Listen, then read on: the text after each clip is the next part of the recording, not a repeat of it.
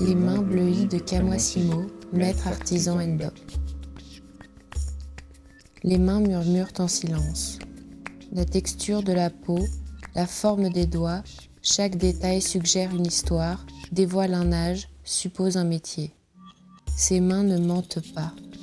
Elles nous invitent à les considérer, à entrer dans une étrange méditation, à rythmer notre souffle et conduire notre regard vers elles, puis vers les nôtres.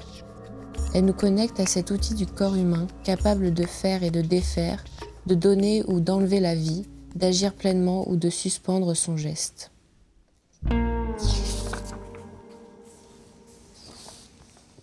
Les pierres qui ont vu l'histoire. Les mains bleuies de Kamoisimo, maître artisan Ndop, ont toujours eu beaucoup à raconter. La route pour aller à sa rencontre est sinueuse et composée de rochers millénaires, témoins d'une ancienne activité volcanique. Nous sommes dans la province de l'Ouest Cameroun, département des Hauts Plateaux, plus précisément dans le village de Baham. Au début du XXe siècle, ce royaume était connu pour être un haut lieu de la sculpture sur bois, de la broderie de perles, capable de magnifier tout objet, et de la réalisation des étoffes Ndop.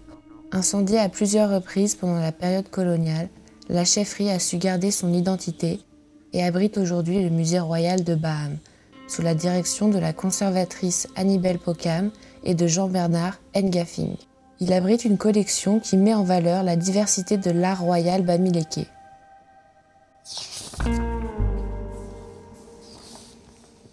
Silence bleu. À l'arrivée, personne. La concession séculaire de la famille de Kamoisimo possède une entrée à 2 niveaux.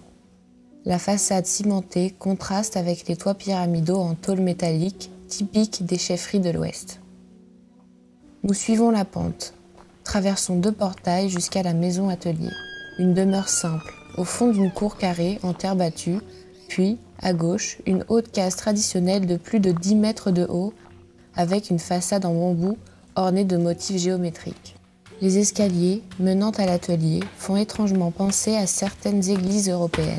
Ou serait-ce le contraire?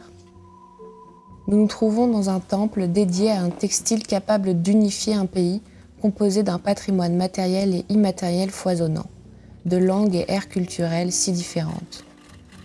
Le sol de la pièce principale est parsemé de bouts de coton tissé, de fils couleur indigo, de bribes de raffia.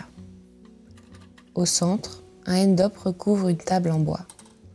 Sur le textile apparaissent 2 panthères stylisées, plates, créées par un maître artisan presque centenaire.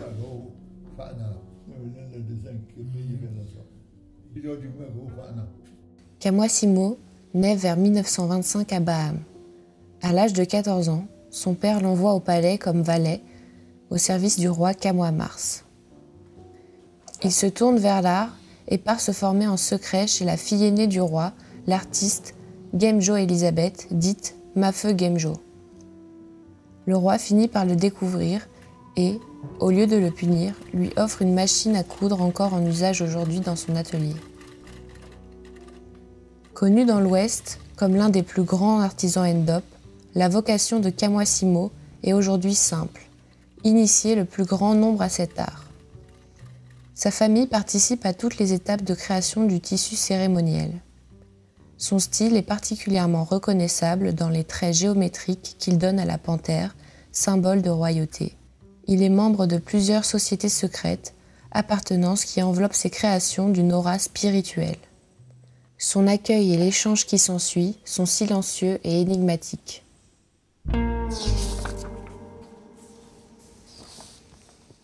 La nature, c'est le vide, et le vide est tout blanc.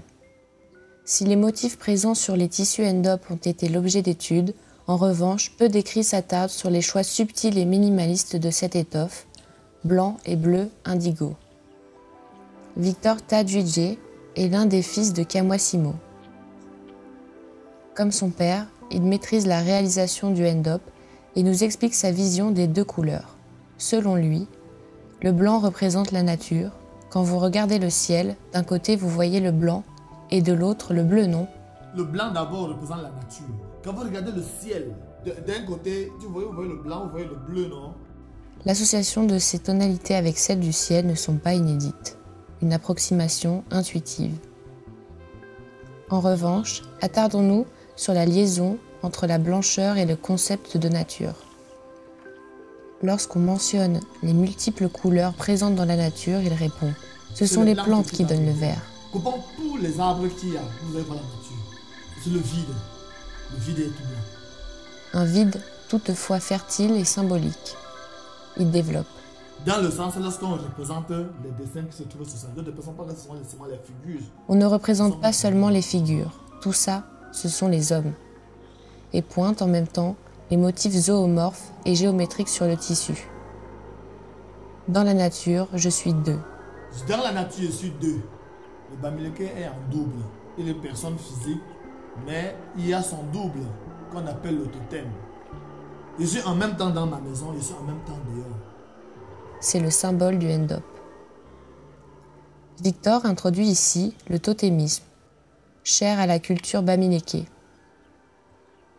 Les hommes, notamment rois et dignitaires, sont liés à des animaux totems qui vivent dans les forêts environnantes et les protègent. Une protection invisible qui remonte au mythe cosmogonique bamileke, mais également à l'histoire moderne du Cameroun, plus précisément à la fin de la période coloniale. Pendant la guerre, pendant le maquis, nous avons beaucoup souffert. Et elle a été faite depuis longtemps, c'était pour le symbole de tous nos gens, que nous avons perdu. Le blanc avait les armes, mais nous on n'avait rien. On avait seulement nos doubles qui pouvaient protéger le village dans la nuit et qui se déplaçaient selon les points cardinaux, guidant les totems. Ces pointillés blancs sont des étoiles qui éclairent la route pour qu'ils n'aient pas peur, car même les totems, même eux, peuvent avoir peur. Nouvelle dimension du Ndop, en plus d'une étoffe cérémonielle, elle est un support d'expression de l'histoire mythique ou récente. Si nous mourons tous, le Ndop va s'éteindre. Même quand Kamwasimo dort, il rêve que sa main trace les dessins sur le coton encore écru. Son rêve ultime est de voir le Ndop gagner le monde pour valoriser ce patrimoine tout en respectant les traditions et les artisans. Comment ? La réponse est dans la transmission. C'est son fils qui conclut. Si nous mourrons tous, le Ndop va s'éteindre. Nous formons chaque personne d'abord dans la famille. Néanmoins, des défis locaux et globaux s'imposent simultanément à Baham. Les conflits armés au nord du pays rendent difficile la liaison entre les mains des artisans bamileke et les cuves d'indigo utilisées pour le trempage des pièces à Garoua. En outre, les changements climatiques se font sentir sur les cultures de raffia, fibre nécessaire à l'étape de ligature. Sous le signe du partage des savoir-faire traditionnels, des solutions sont envisagées. Kamwasimo a transformé sa concession en atelier et encouragé une production riche en formant artistes de tous bords avec des moyens artisanaux. Afin de donner vie à ce rêve, la Fondation Jean-Félicien Gachat envisage d'accompagner ses artisans en ouvrant une école du Ndop, car même un enfant d'un jour qui naît et qui décède, pour savoir qu'il est venu dans le monde et qu'il est fils de ce peuple, nous devions lui donner cet honneur en le symbolisant avec le nom. Dit Victor Tadjidje. Il est temps de réenchanter l'Afrique et surtout l'idée que nous avons de l'Afrique. Comme dit le philosophe camerounais Achille Mbembe, réenchanter, c'est aussi créer. Créer en tissant des tableaux vivants, des tableaux vibrants, couleur indigo.